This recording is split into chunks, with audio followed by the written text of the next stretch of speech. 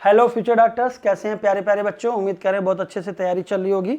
तो प्यारे बच्चों, SBTS टेस्ट नंबर 9 जिसका टॉपिक है लोकोमोशन और movement and neural control and coordination, उसका पेपर का सोल्यूशन लेके आपके सामने आए हैं।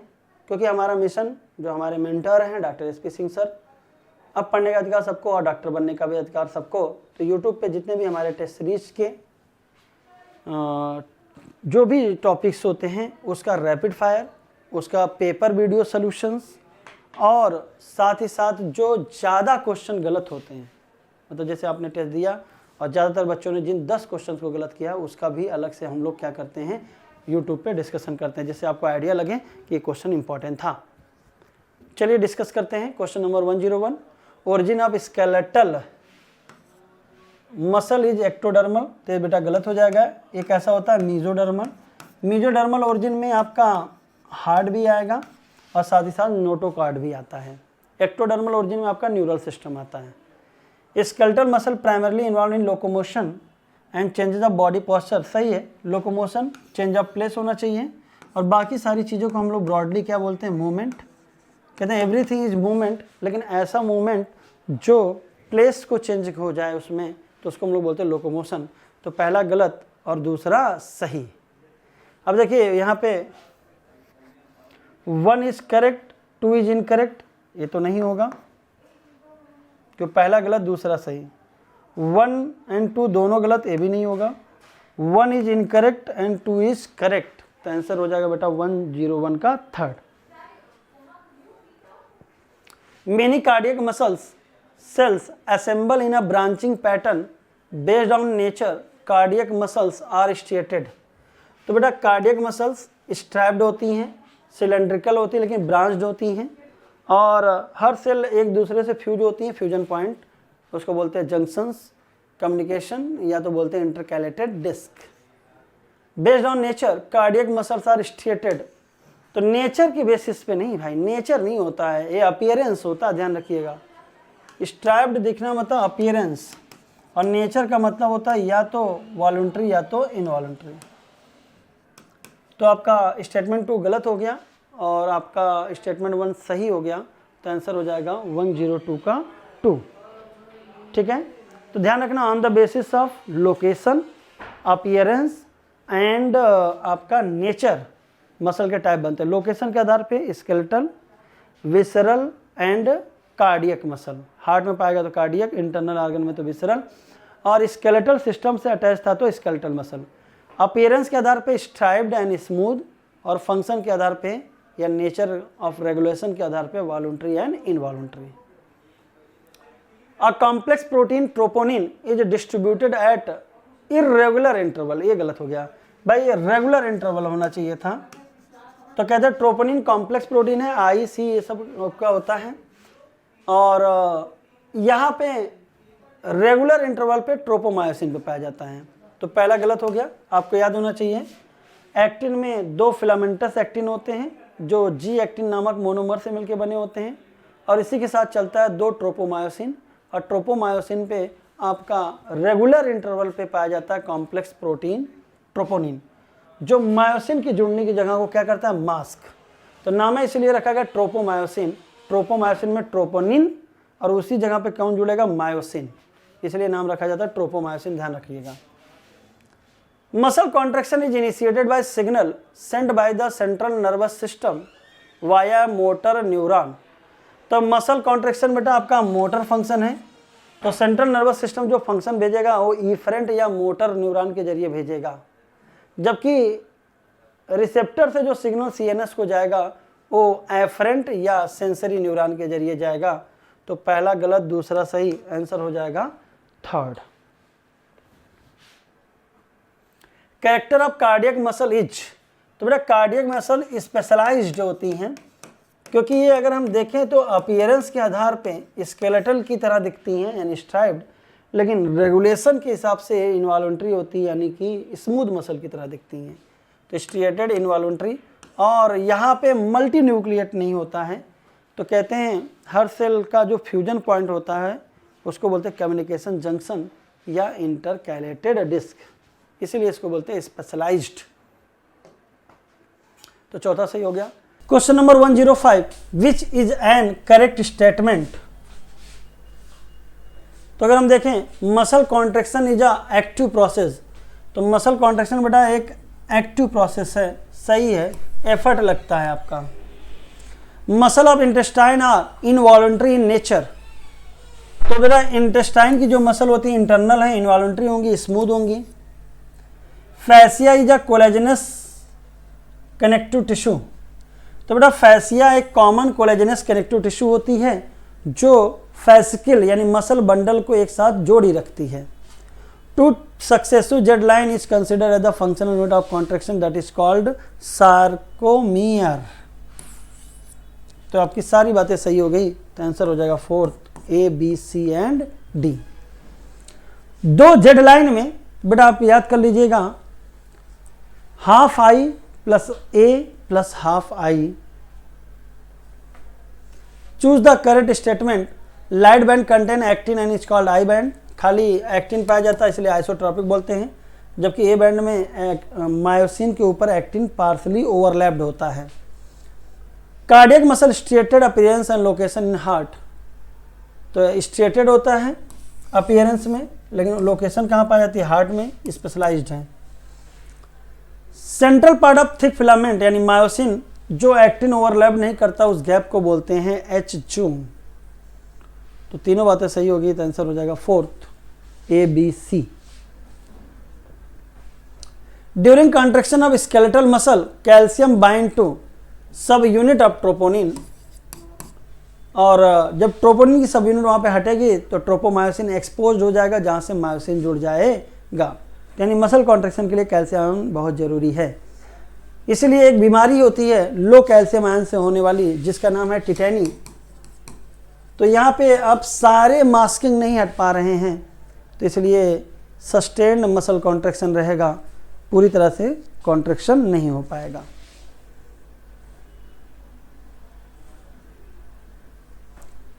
On violent exercise such as fast running causes muscular fatigue due to, तो कहते हैं अगर बहुत तेजी से एक्सरसाइज कर रहे हैं, विग्रस कर रहे हैं, आप बहुत ज़्यादा एक्सरसाइज कर रहे हैं, जैसे बहुत तेज़ी से दौड़ रहे हैं तो आप थक जाते हैं, तो इसका रीज़न क्या है, तो कहते हैं हमारे में याद करिए फर्मेंटेशन में आपने पढ़ा होगा lactic acid fermentation.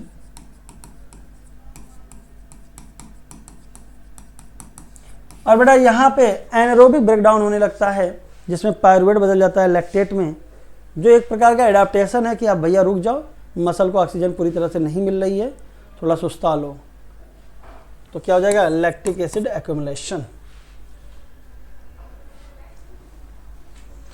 Question number 109, each half of pectoral girdle consist of, तो यहाँ पे कंफ्यूजन क्या होता है, पेक्टोरल गर्डिल में बेटा दोनों तरफ का मिला के, राइट और लेफ्ट मिला के पूरा एक कंप्लीट पेक्टोरल गर्डिल, और ये पूरा मिला के एक कंप्लीट पेल्विक गर्डिल होता है।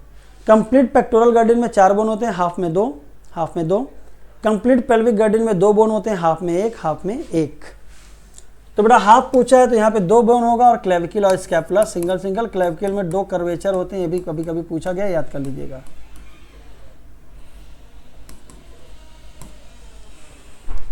इलियम, इस्चियम एंड प्यूबिस, ये तीनों को फ्यूज करके एक कॉमन बोन बनती है जिसका नाम होता है कॉक्सियल, और एक हाफ पाया जाता है हाफ पेल्विक गर्डिल, और टोटल मिला के कितना हो जाएगा 2। Question number 110, the human skeletal parts are correctly matched, matching पूछा है, तो यू शेप्ड होता है बेटा हायोड, करेक्ट मैच है। Vertebral chondral ribs, false ribs, तो वर्टिब्रा से जुड़ा, और वेंट्रली बेटा 7वें के कॉर्टिलेज से जुड़ गया तो वर्टिब्रो कॉर्डल। ट्रू को बोलते हैं वर्टिब्रो स्टर्नल। ह्यूमन स्केल मोनोकंडालिक नहीं भैया, डाइकंडालिक होता है, तो ये गलत मैचिंग हो गई। तो भैया यही गलत पूछा, क्योंकि भाई 2 जब करेक्ट है तो आंसर गलत ही पूछा होगा। तो याद रखिएगा 1 पेयर इज नॉट मैच्ड, यानी नॉन मैचिंग पेयर को बताना है। कप शेप्ड बोन होता है पटेला, या नी कैप भी बोलते हैं।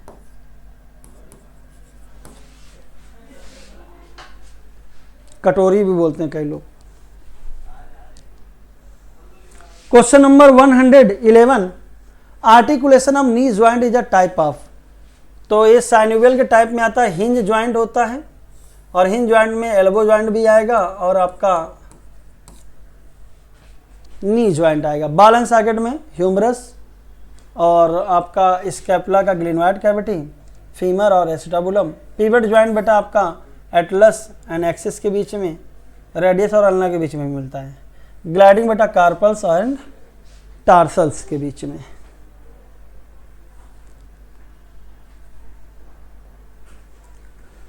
विच स्टेटमेंट इज इनकरेक्ट, कौन सा स्टेटमेंट गलत है? The tentacle of hydra do not help in locomotion, तो यही गलत हो गया भैया, क्योंकि हाइड्रा के टेंटिकल उस पर भाई निडोब्लास्ट होने के कारण ये बेटा एंकरेज में भी हेल्प करेगा, डिफेंस में भी करेगा, ऑफेंस में भी करेगा और लोकोमोशन में भी करेगा। Tentacle of hydra help in food capturing, ये भी सही है, निडोब्लास्ट के कारण कर सकता है। Tentacle of hydra help in respiration, नहीं, रेस्पायरेशन में नहीं होगा, तो आपका पहला और तीसरा गलत हो गया। क्या पूछा? इनकरेक्ट, तो ए और सी हो जाएगा आंसर, यानी सेकंड। निडोब्लास्ट के अंदर स्टिंगिंग कैप्सूल का नाम होता है निमेटोसिस्ट, जो कभी लोग कंफ्यूज कर जाते हैं निडोब्लास्ट और निडोसाइट और निमेटोसिस्ट के बीच में। यह है स्टिंगिंग कैप्सूल।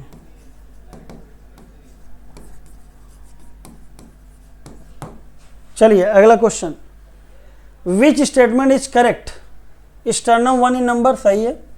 रिप्स 12 पेयर होता है, जिसमें से 1 से लेकर 7वां पेयर तक क्या होता है बेटा आपका? ट्रू। 8वां 9वां और 10वां पेयर होता है फॉल्स, जिसका दूसरा नाम होता है वर्टिब्रोकॉन्ड्रल। और 11वां और 12वां फ्लोटिंग होता है, हवा में लटकता है, वर्टिब्रल रिप्स कहलाता है। फेशियल बोन 14 इन नंबर, तो एफ से फेशियल, एफ से 14, तो सारी बातें सही हो गई।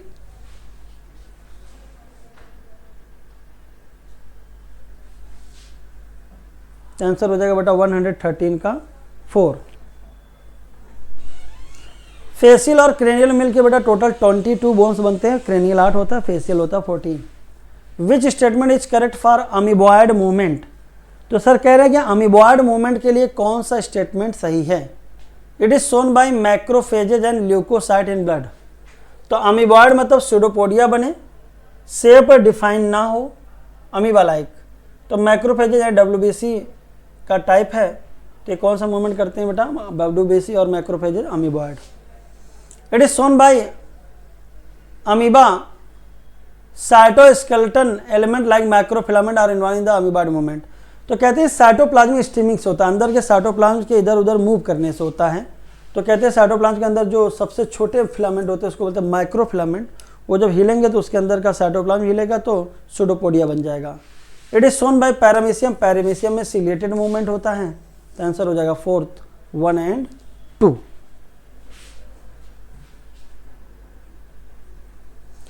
एक्सियल स्केलेटन कंप्राइजेज, तो एक्सियल 80 सही है, जिनमें से अगर मैं बोलूं तो स्कल 29 में भी क्रेनियल और फेशियल मिलके ये 14 और ये बेटा 8 कितना बनाते हैं? 22। ईयर ऑस्किल मेलियस इंकस स्टपिल मिलके दोनों तरफ के 6 और एक आपका हो जाता है हायोइड। इसके बाद बेटा रिप्स आते हैं 24 12 पेयर। वर्टेब्रल कॉलम आपका आता है 26 और एक आता है स्टर्नम। तो ये जो 50 30 100। The skull vertebral column sternum and ribs constitute the axial skeleton, तो बॉडी के एक्सिस पे आएगा। और बेटा आपका लिम्स और गर्डिल किस में आते हैं? अपेंडिकुलर। तो skull vertebral column sternum ribs constitute, तो बेटा दोनों बातें सही हो गई। 4th the bones of limbs along with their girdle constitute the appendicular, अभी बताया हर लिम्स में 30 4 हो गए 120। गर्डिल में पेक्टोरल गर्डिल में 4, हाफ में 2 और पेल्विक गर्डिल में 2, हाफ में 1। Osteoporosis is an as related disorder, तो बेटा ऑस्टियो मतलब बोन, पोरोसिस मतलब उसमें डेंसिटी कम हो जाएगी, फ्रैक्चर के चांस ज़्यादा हो जाएंगे। तो कहते हैं फीमेल में आफ्टर मेनोपॉज जो डेवलपिंग फॉलिकल है वो ख़त्म हो चुके हैं। जब फॉलिकल का डेवलपमेंट ही नहीं होगा तो डेवलपिंग फॉलिकल से निकलने वाला हार्मोन एस्ट्रोजन भी नहीं रहेगा। और कहा जाता है कि फीमेल सेक्स हार्मोन में एस्ट्रोजन का नाम आता है फीमेल को फीमेल और मजबूती देने का हार्मोन होता है एस्ट्रोजन, तो जाहिर सी बात है एज रिलेटेड डिसऑर्डर हो जाएगा।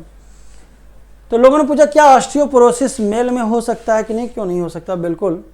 कई और हार्मोन है जैसे कि पैराथायरॉयड हार्मोन, ये ब्लड कैल्शियम लेवल को बढ़ाता है और बोन की कटाई करता है, रिसॉर्प्शंस करता है या ऑस्टियोक्लास्ट करता है, तो वहाँ पे भी बोन की डेंसिटी जगह जगह पे कम हो जाएगी, तो बोन कैसा हो जाएगा, फ्रैक्चर के चांस ज़्यादा।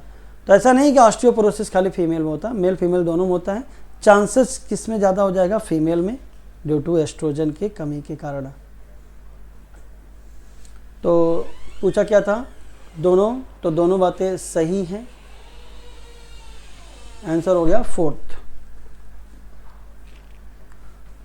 117 neural system provide an organised network for a quick coordination. तो भैया केमिकल कोऑर्डिनेशन और न्यूरल कोऑर्डिनेशन दोनों जरूरी था। केमिकल कोऑर्डिनेशन एक तो डिफ्यूज था, मतलब पूरे बॉडी में फैला हुआ था और स्लो था, जबकि पॉइंट टू पॉइंट और क्विक यानी फास्ट और शॉर्टर ड्यूरेशन के लिए कौन सा था, न्यूरल। और दोनों ने मिलकर एकदम झमाझम आपके बॉडी के सारे फंक्शन को रेगुलेट कर लिया। तो neural system point to point होगा, क्विक होगा, शॉर्टर ड्यूरेशन होगा। Neural system of some animal is composed of highly specialised cells called neurons. तो न्यूरल सिस्टम में बेटा याद रखिए, कितना अच्छा क्वेश्चन है, लेकिन यहाँ पे तुम्हें लगेगा कि यार गलत क्या किया गया है। न्यूरल सिस्टम में न्यूरल होता है, गच्चा यहाँ पे कर दिया गया सम लगा के। अरे यार चाहे हाइड्रा हो चाहे हम हो, हर जगह वहाँ पे यूनिट ऑफ न्यूरल टिश्यू क्या पाया जाता है, न्यूरॉन। तो यहाँ पे कोई भी एनिमल हो, हाइड्रा भी होगा तो वहाँ पे भी न्यूरॉन होगा। तो यहाँ पे किसका गच्चा किया गया है, सम का। तो यहाँ पे क्या होना चाहिए था, ऑल। तो यूनिट क्या होती है बेटा आपकी, न्यूरॉन्स। दूसरा नाम होता है नर्व सेल या नर्व फाइबर। बेटा ये हर जगह आपको मिलेगा, ठीक है ना। तो पहला और सही, दूसरा गलत, आंसर हो जाएगा सेकंड। चलिए अगला question, which statement is correct for dark band of myofibril. एक फार्मूला लिख लीजिएगा, धाम dark band H zone, A band भी नाम है, एम लाइन होता है और मायोसिन को एम लाइन क्या करता है, बाइंड करता है। तो डार्क बैंड को आई बैंड कहते हैं, गलत हो गया पहला ही। तो ए आपका तीनों चला गया, आंसर अपने आप निकल आया। डार्क बैंड को ए बैंड बोलते हैं, एन आइसोट्रैपिक होता है, यानी बी डी सही हो गया। तो 118 का आंसर हो जाएगा सेकेंड। अच्छे से कर लीजिएगा। लाइट बैंड को ही आई बैंड बोलते हैं क्योंकि वहाँ पे सिर्फ और सिर्फ एक्टिन होता है, यानी आइसोट्रॉपिक, एक समान है। जब कॉन्ट्रैक्शन होता है तो यही एक्टिन क्या होते हैं, ओवरलैप्ड, यानी स्लाइड करते हैं। तो जाहिर बात जेड बैंड जो होगी थिक और इलास्टिक होनी चाहिए, जेड लाइन, जिससे कि आपका आराम से कॉन्ट्रैक्शन हो और जैसे ही छोड़ा जाए तो रिलैक्स हो जाए। इलास्टिक होना चाहिए किसको, जेड को। जबकि एम लाइन आपका थिन और मेम्ब्रेनस होगा तो भी चल जाएगा, क्योंकि मायोसिन को आपका स्लाइड नहीं करना होता है, मायोसिन के ऊपर आपका एक्टिन स्लाइड करता है। Question number 119, figure based question है बेटा। ये एक्टिन का फिलामेंट है। इसमें देखिए जो सिंगल होता है उसको बोलते हैं जी एक्टिन और पूरे फिलामेंट को बोलते हैं एफ एक्टिन। ये जो रस्सी नुमा है ये ट्रोपोमायोसिन है, और जो रेगुलर इंटरवल पे कॉम्प्लेक्स प्रोटीन है उसका नाम है ट्रोपोनिन। अब जरा देखिए बी ट्रोपोमायोसिन, देखिए एक ही ऑप्शन में है, तो आंसर तो हो गया थर्ड। 119 का हो गया थर्ड, बी ट्रोपोमायोसिन एक ही ऑप्शन में दिया, कितना अच्छा रहा। Which statement is correct, the skull is compose of two set of bone, cranial and facial. बिल्कुल सही है, आज ही बताया आपको, क्रेनियल में 8, फेसियल में F से 14, मिला के कितना बना 22। अपेंडिकुलर में बेटा आपका गर्डिल और लिम्स आते हैं, तो लिम्स में 30 30 30 30 यानी 120, पेक्टोरल गर्डिल में 6, पेल्विक में 2, तो 126 सही है। टिटैनी में रैपिड स्पाज्म होगा, कॉन्ट्रैक्शन तो करना चाहेगा लेकिन पूरी तरह से नहीं कर पाएगा due to low calcium ion, तो आंसर हो जाएगा fourth. Which statement is correct? तो क्वेश्चन नंबर 121, कौन सी बात सही है? स्कैपुला जो कि बेटा आपका पेक्टोरल गर्डिल का पार्ट है, फ्लैट ट्रायंगुलर बोन होता है और ये पीठ की तरफ है और पीठ की तरफ होता है डॉर्सल, तो situated in the dorsal part of thorax between. अब बेटा स्कैपुला में एस आता है, तो सेकेंड और 7 यहाँ से पकड़ लीजिएगा, क्या वही दिया है, सेकेंड एंड 7th रिब्स, तो सही हो जाएगा। The body of scapula is slide elevated ridge होती है जो आपका एक स्पाइन के रूप में आगे बढ़ेगी और उससे जुड़ेगा आपका कर्वेचर वाला, 2 कर्वेचर वाला स्कैपुला। अब स्पाइन जो आगे निकली, एक्सटेंड की, फैली, तो जो फैली हुई प्रोसेस को बोलते हैं एक्रोमियन प्रोसेस।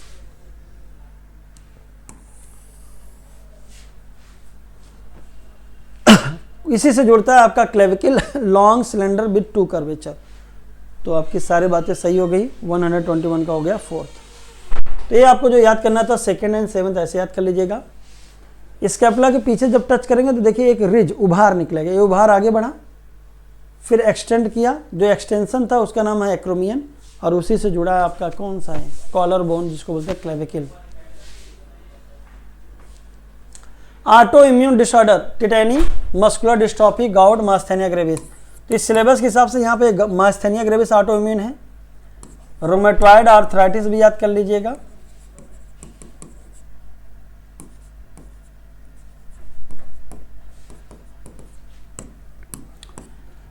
आपका ग्रेविस डिजीज,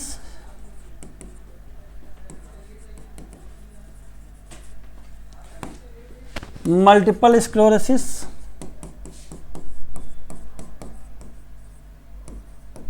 विटिलिगो, सफेद दाग,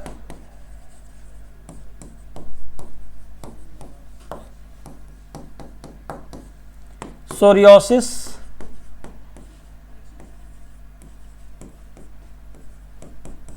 अब बेटा सोरियोसिस जो आपके स्किन लेवल पे देखने को मिलती है, बड़े बड़े आपके स्किन सड़ने लगेगी, काले काले पड़ जाएंगे। और एक बार आपका 2024 में है SLE, सिस्टमिक लूपस एरिथमेटिस।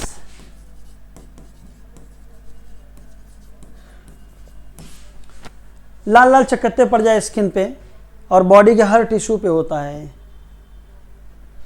तो आपको बस याद करना था, आपका ये इतनी कैटेगरी है जो पूछा जाता है ऑटो इम्यून का। इम्यून सिस्टम सेल्फ खुद के खिलाफ हो जाती है, और ये human health and disease chapter में बहुत अच्छे से मिलेगा। मस्कुलर डिसऑर्डर बेटा जेनेटिक डिसऑर्डर है। गाउट और आर्थराइटिस दोनों में इन्फ्लेमेशन ऑफ जॉइंट होता है, लेकिन गाउट में यूरिक एसिड क्रिस्टल के कारण होगा, जबकि आर्थराइटिस किसी भी कारण से हो सकता है। The portion of myofibril between 2 successive Z line, तो 2 सक्सेसिव जेड लाइन के बीच में, तो बेटा आप अभी तो बताया था कि उसको बोलते हैं sarcomere, I/2 + A I/2। Question number 124, which is an active process, muscle contraction, muscle रिलैक्शन, both 1 and 2 and none। तो बेटा देखिए, अगर आपके दिमाग में आएगा तो हर कोई जानता है कि कॉन्ट्रैक्शन, आपने जब स्लाइडिंग फिलामेंट थ्योरी पढ़ा था उसमें आपका पहले क्रॉस ब्रिज टूटता था, फिर उसके बाद ATP की हाइड्रोलिसिस होती थी, उसके बाद आपका स्लाइडिंग होती थी। तो वहाँ पे तो मालूम है कि कॉन्ट्रैक्शन में ATP यूज्ड हुआ है, इसलिए हम लोग इसको कौन सा प्रोसेस बोलेंगे, एक्टिव। लेकिन जब रिलैक्सेशन की बात किया जाता है तो दिमाग लगता है कि भाई रिलैक्स होने का मतलब आपको अनकॉन्ट्रैक्टेड स्टेट, मतलब कि मायोसिन का हेड एक्टिन को छोड़ दे तो अपने आप क्या हो जाएगा, रिलैक्स हो जाएगा। क्योंकि थिक फिलामेंट कैसा होता था और जेड लाइन कैसा होता था, थिक और इलास्टिक। लेकिन बेटा यहाँ पे कई साइंटिस्टों ने जब रिसर्च करके निकाला तो कहते हैं कि आपका देखिए ऑलवेज एक्टिव नहीं होगा, ये भी एक्टिव है रिलैक्सेशन भी, लेकिन ऑलवेज नहीं है, सम टाइम वर्ड आ सकता है, एक्टिव है। तो मसल कॉन्ट्रैक्शन तो एक्टिव है, लेकिन मसल रिलैक्सेशन पैसिव नहीं है, ऑलवेज एक्टिव भी नहीं है, सम टाइम एक्टिव है। 2 रीजन मैं दे सकता हूँ। एक रीजन है कि आप याद करिए कि जब मायोसिन का हेड एक्टिन से डिटैच होगा तो उसके लिए भी हमें क्या चाहिए, एटीपी। हालांकि एटीपी की हाइड्रोलिसिस नहीं होती वहाँ पे, लेकिन डिटैच करने के लिए हमें एटीपी चाहिए। साथ ही साथ जो मास्किंग को दोबारा लगाने के लिए, आप जब याद करिए जब हम लोगों ने कैल्शियम आयन का पढ़ा था जो मास्किंग वाला, तो कैल्शियम आयन को एक्टिवली दोबारा ऑर्गेनल में भेजा जाता है साइटोप्लाज्म से, क्योंकि भैया सार्कोप्लाज्मिक रेटिकुलम जो था उससे जब आपका कहाँ आता है, साइटोप्लाज्म में, तो वहाँ से जब हटाया जाएगा साइटोप्लाज्म से दोबारा ऑर्गेनल में भेजा जाएगा, तभी तो वहाँ पे मास्किंग जो थी दोबारा से लगेगी, ट्रोपोनिन फिर से जुड़ेगा, तो वहाँ पे एटीपी यूज होगा फॉर ट्रांसपोर्टिंग, या लिख दे retransporting of calcium ion into the sarcoplasmic reticulum. इसके ऊपर कई सारे एक्सपेरिमेंट हो गए हैं। कहते हैं जब भी कहीं एनर्जी खर्चा होता तो हीट बढ़ जाती है, आपका प्रोसेस में टेम्परेचर बढ़ जाएगा, आपका बहुत सारे तरीके हैं नापने के। तो कहते हैं होता है एक्टिव लेकिन बहुत स्लो होता है कंपेयर टू कॉन्ट्रैक्शन। तो आंसर हो जाएगा थर्ड। डिटेल में इसलिए ले गए, कई बच्चे कंफ्यूज कर जाएंगे। कॉन्ट्रैक्शन में तो सबको क्लियर है एटीपी यूज होता है, रिलैक्सेशन में हमेशा नहीं है, सम टाइम्स कह सकते हो, और उसका अगर रीज़न देना होगा दे दीजिएगा कि एटीपी का इस्तेमाल मेनली कैल्शियम आयन को दोबारा ऑर्गेनल जैसे कि सार्कोप्लाज्मिक रेटिकुलम साइटोप्लाज्म से भेजने में तब यूज किया जाता है। और एक लाइन ये भी ऐड कर सकते थे आप कि जो डिटैचमेंट है क्रॉस ब्रिज का, उसके लिए भी एटीपी चाहिए, हालांकि वहाँ पे वो ब्रेकडाउन नहीं होता, खाली जुड़ता भरा है। 125 the globular head of myosin has ATPase binding site, actin binding site, both 1 and 2 and none। तो याद रखिएगा मायोसिन का जो यूनिट होता है उसका नाम होता है मीरोमायोसिन। तो the globular head of myosin, हालांकि यहाँ पे अच्छे से होना चाहिए तो मीरोमायोसिन, चलिए चल जाएगा। अब मायोसिन में याद करिएगा एक हैवी मीरोमायोसिन होता था और एक होता था लाइट मीरोमायोसिन। इसमें आता था टेल और यहाँ पे आता था ग्लोब्यूलर हेड और शॉर्ट आर्म, और इन दोनों को मिला के क्या बोलते थे बेटा, क्रॉस आर्म। और इस ग्लोब्यूलर हेड में एक्टिन और आपका एटीपी दोनों की जुड़ने की जगह थी, यानी एटीपी यानी एटीपीएच एक्टिविटी और एक्टिन, तो दोनों हो जाएगा सही, आंसर हो जाएगा थर्ड। तो ग्लोब्यूलर हेड ऑफ मीरोमायोसिन होना चाहिए, ध्यान रखिएगा।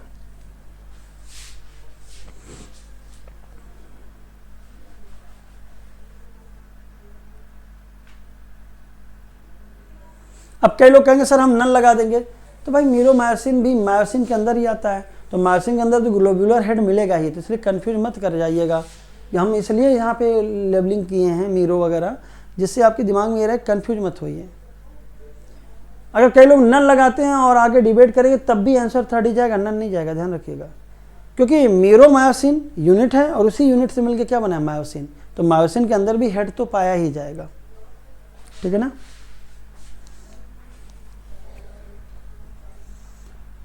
Select the correct statement among given points. We use limbs for locomotion and change in body posture. तो हम लिम्स का इस्तेमाल चलने में और बॉडी पोस्चर को चेंज करने में करते हैं, बिल्कुल सही है। ऑल लोकोमोशन और movement but all movement are not locomotion, बिल्कुल सही है। अभी टंग हमारी जो मूव कर रही है लेकिन लोकोमोट नहीं कर रही है, तो सारे मूवमेंट हैं, लेकिन ऐसा मूवमेंट जिसमें प्लेस का चेंज हो जाए उसी को बोलते हैं locomotion. Method of locomotion by animal very with their habitat and demand of the situation, बिल्कुल सही है, ये भी सही है। जब पानी में होगा तो तैरने लगोगे, जमीन में होगा चलने लगोगे, और कोई पीछे से दौड़ा लिया कुत्ता मार लो तो भागने लगोगे, ये डिमांड भी है और हैबिटेट भी है। Locomotion is generally for search for food shelter made suitable breeding ground but not for favourable climatic condition, तो सब सही है। फेवरेबल क्लाइमेटिक कंडीशन के लिए भी तो तुम घूमने जाते हो शिमला मनाली गर्मियों में, तो आपका डी गलत हो गया, तो आंसर हो जाएगा ए बी एंड सी।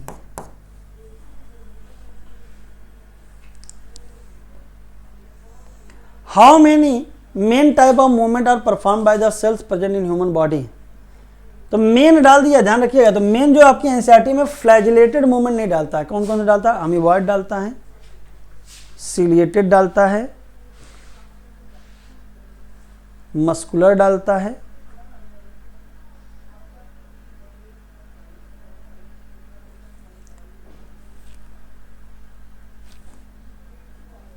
लेकिन जो फ्लैजिलेटेड जो स्पर्म करता है वो भी बाद में लिखा है, लेकिन मेन में खाली तीन डाला है।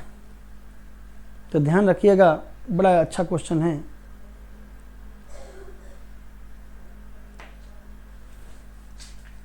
तो आंसर हो जाएगा थर्ड। अगर यहाँ पे मेन नहीं डालते तो भाई हमारे पास तो चार भी चूज करने का चांस है। तो याद रख लिएगा, जो फ्लैजिलेटेड है स्पर्म वाला,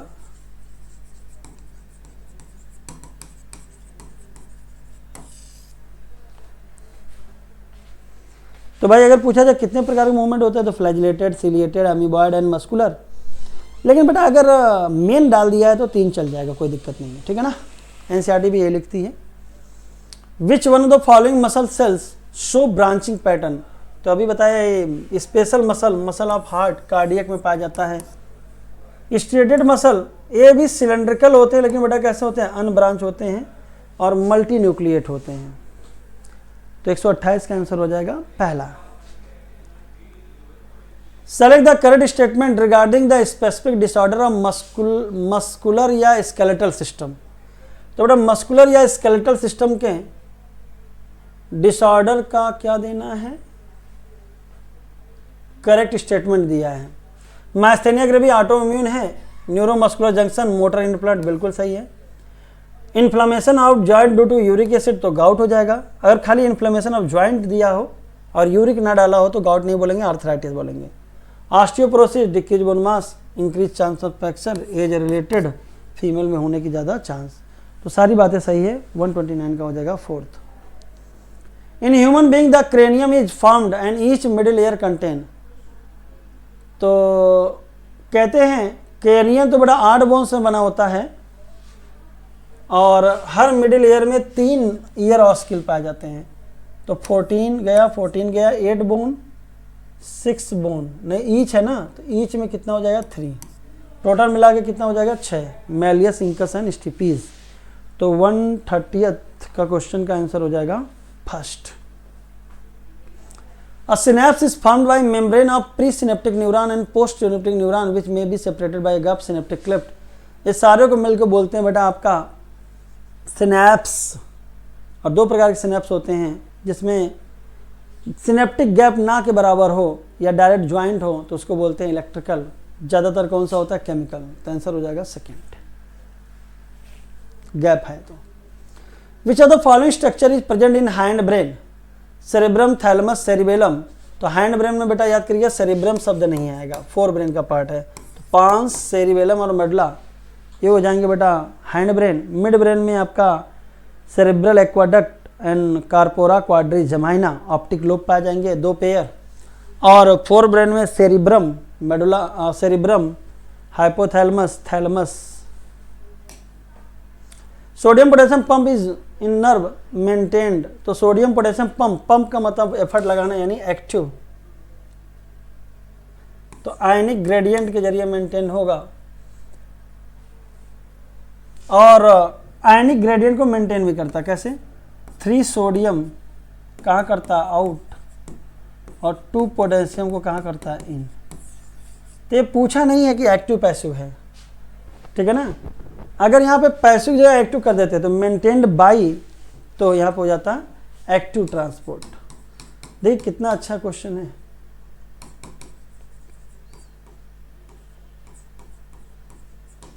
अगर यहाँ पे मेंटेन बाइड तो मतलब ये किस प्रक्रिया के जरिए मेंटेन्ड है, तो ट्रांसपोर्ट की प्रक्रिया पूछना चाहिए, active and passive.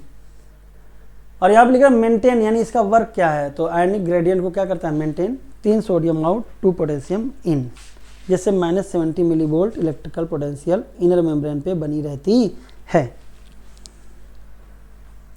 Which part of human brain is concern with regulation of अर्ज ऑफ ईटिंग ड्रिंकिंग। तो हाइपोथैलेमस हो जाएगा, टेम्परेचर रेगुलेशन भी हो जाएगा। जितने भी इनवॉलंटरी वर्क होते हैं medulla oblongata, cerebellum body balancing, cerebrum conscious part.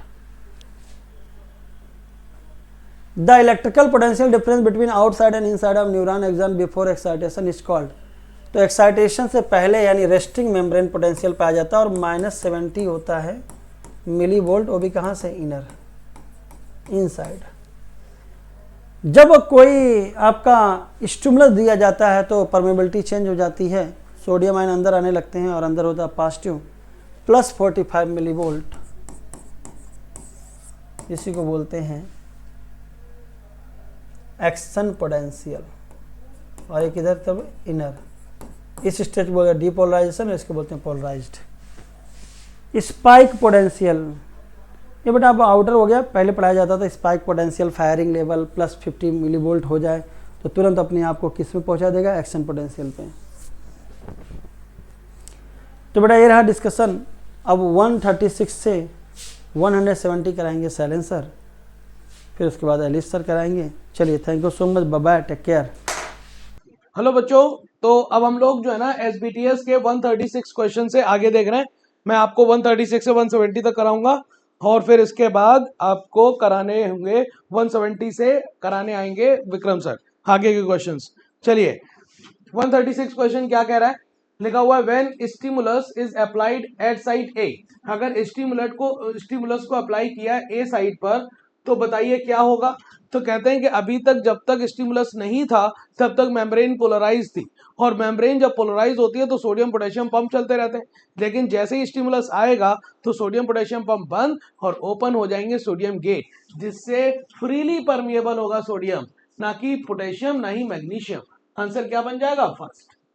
आगे देखो अगला क्वेश्चन क्या कह रहा है। अगला क्वेश्चन कह रहा है which cranial meninges is in direct contact with brain. Direct contact की बात कर रहा है, इसका मतलब वो इनर की बात कर रहा है। और इनर की बात अगर करें तो बताइए सबसे अंदर की तरफ कौन सी वाली, तो वो अंदर की तरफ है पायामेटर, फिर उसके बाद बीच में अरेक्नॉइड और फिर ड्यूरामीटर। आंसर इसका क्या होगा, पायामेटर। अगला लिखा हुआ medulla contain centre which control. तो देखो मेडुला सारे ऑटोनॉमिक फंक्शंस को कंट्रोल करता है, और वो रेस्पिरेशन हो गया, ब्रीदिंग हो गया, उसके अलावा बीपी हो गया, blood pressure, cardio vascular reflexes हो गया, गैस्ट्रिक सिक्रीशन मतलब पेरिस्टाल्सिस हो गया, ये सारे फंक्शन मेडुला कंट्रोल करता है। आंसर क्या हो जाएगा, 4। 139 लिखा हुआ है which is a part of mid brain. Mid brain का पार्ट इसमें से छाटना है, तो एसोसिएशन एरिया आपको फोर ब्रेन का पार्ट है, एमिगडाला भी फोर ब्रेन में ही होगा, कॉर्पोरा क्वाड्रिजमाइना ये है फोर स्वेलिंग, ये मिड ब्रेन में का पार्ट है। आपके पास यहाँ पर एक पेयर पाया जाएगा एंटीरियर ऑप्टिक लोब, एंड आपके पास पाई जाएंगी पोस्टीरियर ऑडिटरी लोब 2। तो 4 राउंड स्वेलिंग्स पाई जाती है जिसे हम कहते हैं कॉर्पोरा क्वाड्रिजमाइना। तो आंसर आपके पास थर्ड हो गया मिड ब्रेन का, जबकि पोन्स हाइंड ब्रेन का पार्ट है। अगला देख लो, बाइपोलर न्यूरॉन आर प्रेजेंटेड। तो बाइपोलर न्यूरॉन का मतलब एक साइटोन, मतलब साइटोन के पास एक एक्सॉन और एक डेंड्राइट। तो बाइपोलर न्यूरॉन सेरिब्रल कॉर्टेक्स नहीं, यहाँ पर सेरिब्रल कॉर्टेक्स में तो मल्टीपोलर होते हैं। आई ऑफ रेटिना, यस बाइपोलर होंगे। Usually present in embryonic stage, unipolar. Unipolar का मतलब होता है सिर्फ आपके पास साइटोन हो और एक्सॉन हो, डेंड्राइट ना हो। तो आंसर आपके पास क्या हो गया, सेकंड।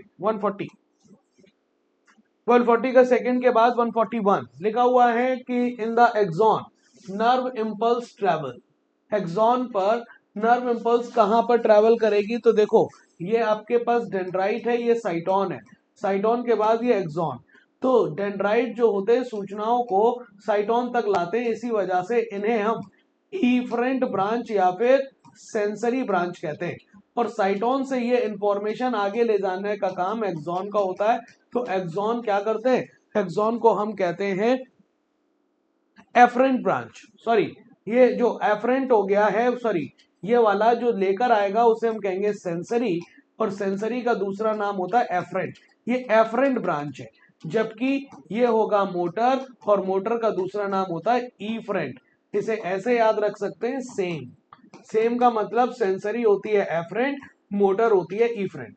तो ये एक्सॉन का काम होता है towards the cell body, impulse को ले जाना नहीं, अवे फ्रॉम सेल बॉडी ले जाना, अवे फ्रॉम साइनॉप्स नहीं। आंसर आपके पास अवे फ्रॉम सेल बॉडी होगा।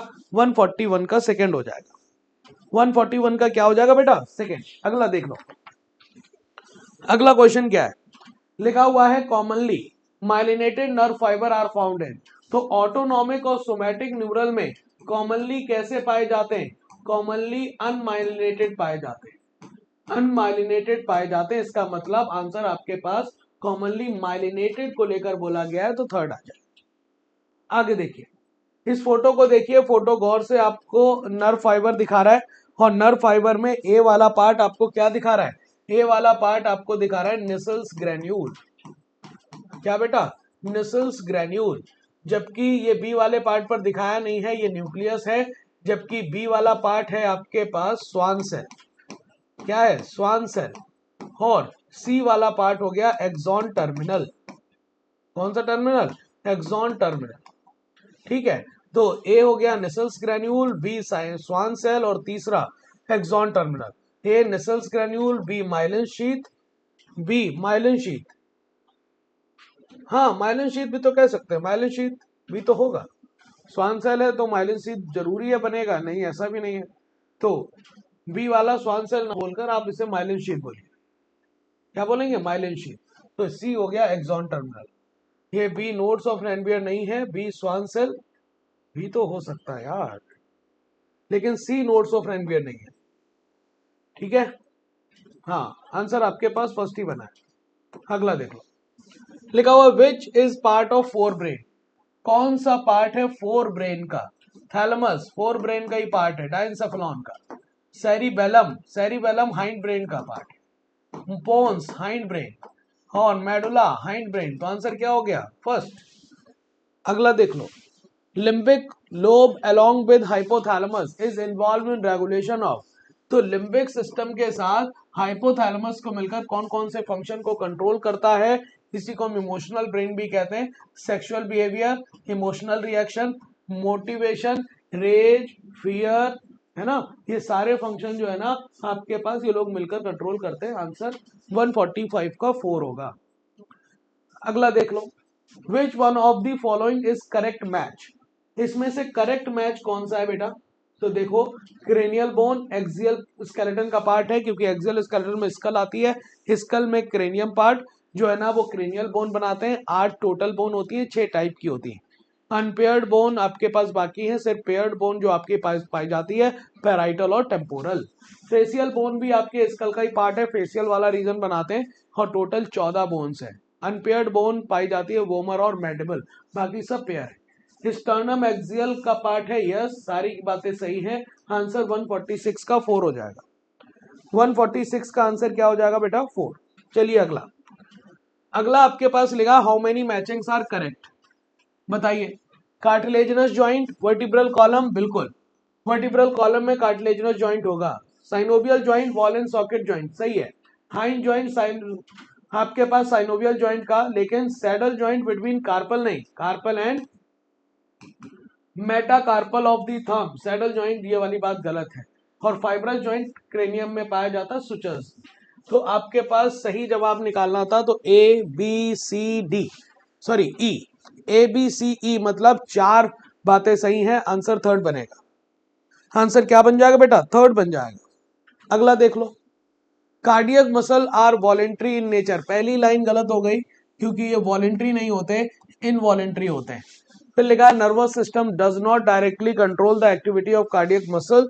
ये बात सही है, लेकिन वो वॉलेंट्री ऊपर लिखा हुआ है, इसका मतलब असर्शन फॉल्स है और रीजन ट्रू है। आंसर क्या बन जाएगा? 148 का थर्ड। अगला देखिए, इलास्टिक फाइबर विच बाइसेक्ट। वो इलास्टिक फाइबर बताना है जो बाइसेक्ट करते हैं आई बैंड को, और आई बैंड की इस मिड लाइन को क्या कहते हैं? Z line. और दो जेड लाइन के बीच की दूरी को हम क्या कहते हैं? सार्कोमियर। ये एम लाइन नहीं है, ये जेड लाइन है। आंसर आपके पास 149 का सेकेंड हो जाएगा। अगला देखो, progressive degeneration of skeletal muscle due to genetic disorder. आपके पास देखिए, प्रोग्रेसिव जेनेटिक डिसऑर्डर बताना, वो डिग्रेडेशन ऑफ मसल किसकी वजह से? जेनेटिक डिसऑर्डर की वजह से। और आपके पास स्केलेटल सिस्टम से related genetic disorder myasthenia gravis नहीं है, ये तो ऑटोइम्यून है। मस्कुलर डिस्ट्रॉफी है, ऑस्टियोपोरोसिस नहीं, आर्थराइटिस नहीं। और ये मस्कुलर डिस्ट्रॉफी होता है autosomal dominant disease. Autosomal dominant disease होता है। चलिए अगला देखिए, लिखा हो which of the following is correct event during muscle contraction. Correct event बताना है मसल कॉन्ट्रैक्शन के दौरान। एक्टिन फिलामेंट मतलब थिन फिलामेंट स्लाइड्स करते हैं ओवर मायोसिन फिलामेंट, और वो किधर की तरफ, towards the centre of A band. बिल्कुल बात सही है। फिर लिखा एच जोन ग्रेजुअली क्या करता है, रिड्यूस कर देता है, और आई बैंड भी रिड्यूस होता है, दोनों बातें सही। और ए बैंड अपनी लंबाई को उतना ही रिटेन करके रखता है, कांस्टेंट रहता है। During muscle contraction Z line के बीच की दूरी, दो जेड लाइन के बीच की दूरी सार्कोमियर रिड्यूस करता है, एच जोन रिड्यूस होता है, हाई बैंड रिड्यूस होता है। ए बैंड कांस्टेंट रहता है, किसी भी फिलामेंट की लंबाई कम नहीं होती, सिर्फ थिक फिलामेंट के ऊपर थिन फिलामेंट स्लाइड कर जाता है। आंसर आपके पास 4 हो गया। The junction between motor neuron and sarcolemma. Motor neuron और सार्कोलेमा के बीच में जो जंक्शन है उसका नाम neuromuscular junction, motor end plate दोनों है, इसे साइनेप्स नहीं कहते, गलत। अगला देख लो, which part of brain controls, कौन सा ब्रेन का पार्ट है जो कंट्रोल करता है बॉडी टेम्परेचर। बॉडी टेम्परेचर, अर्ज ऑफ ईटिंग ड्रिंकिंग, ये सब काम हाइपोथैलेमस का है। किसका बेटा, हाइपोथैलेमस। अगला देखिए, लिखा हुआ correct sequence of cranial meninges inner to outer side. Inner to outer तो आप कहेंगे पायामीटर, अरेक्नॉइड, ड्यूरामीटर। पायरामीटर के बाद ड्यूरामीटर नहीं आता, अरेक्नॉइड के बाद नहीं। आंसर पायामीटर, अरेक्नॉइड और ड्यूरामीटर। 154 का 4 हो जाएगा। 154 का आंसर क्या हो जाएगा बेटा, 4 हो जाएगा। अगला क्वेश्चन देख लो, 155 which is present in human brain, और वो भी कौन सा ब्रेन, ह्यूमन 4 ब्रेन में क्या प्रेजेंट होगा, सेरिबेलम नहीं, हाइंड ब्रेन का part. Corpus callosum yes, connection of the cerebral hemisphere 4 brain का पार्ट है। स्पाइनल कॉर्ड नहीं है, फोन्स आपके पास हाइंड ब्रेन का पार्ट है, ये भी नहीं होगा। तो जवाब आपके पास सेकेंड हो गया। अगला देख लो, multipolar neurons contain. Multipolar neuron में बहुत सारे डेंड्राइट और सिर्फ एक एक्सॉन। तो 1 एक्सॉन 2 और मोर डेंड्राइट बिल्कुल सही है। मैनी एक्सॉन गलत, मैनी एक्सॉन गलत, 1 एक्सॉन और 1 डेंड्राइट गलत, क्योंकि इसे हम बाइपोलर कहेंगे।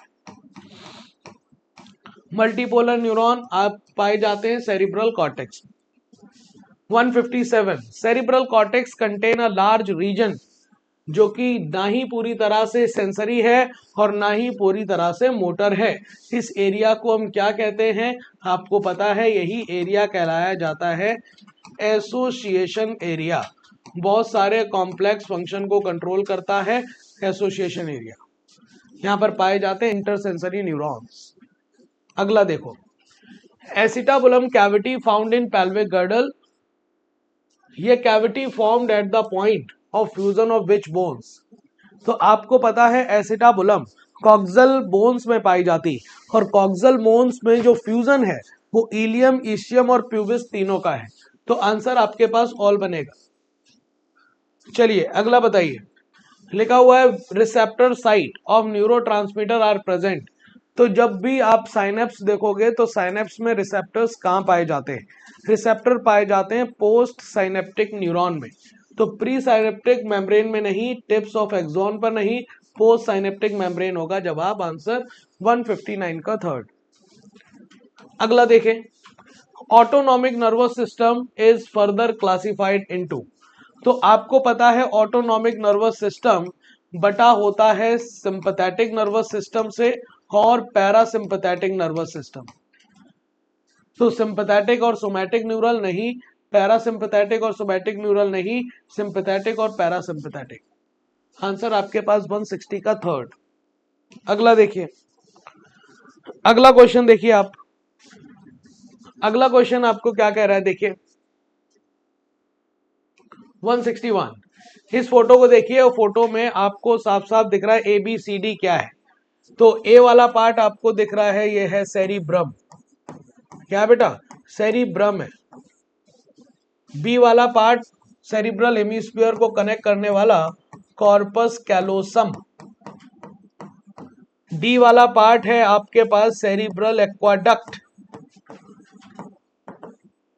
जो कि पार्ट है मिड ब्रेन का, ये उसकी कैविटी का नाम है।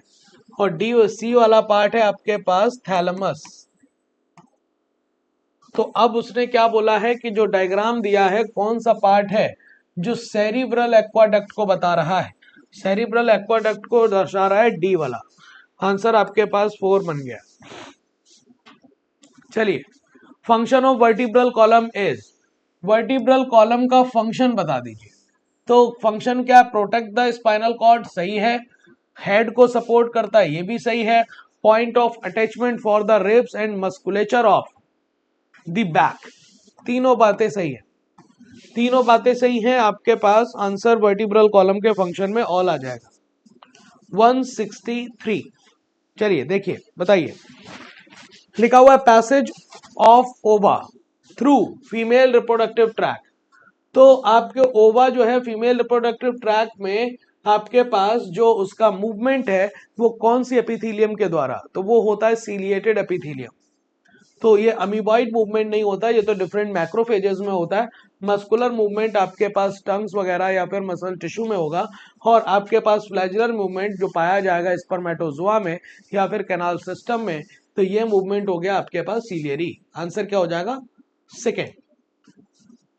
Each actin thin filament is made up of, तो आपको पता है कि एक्टिन फिलामेंट जो होता है वो बना होता है 2 थ्रेड्स ऑफ एफ एक्टिन के।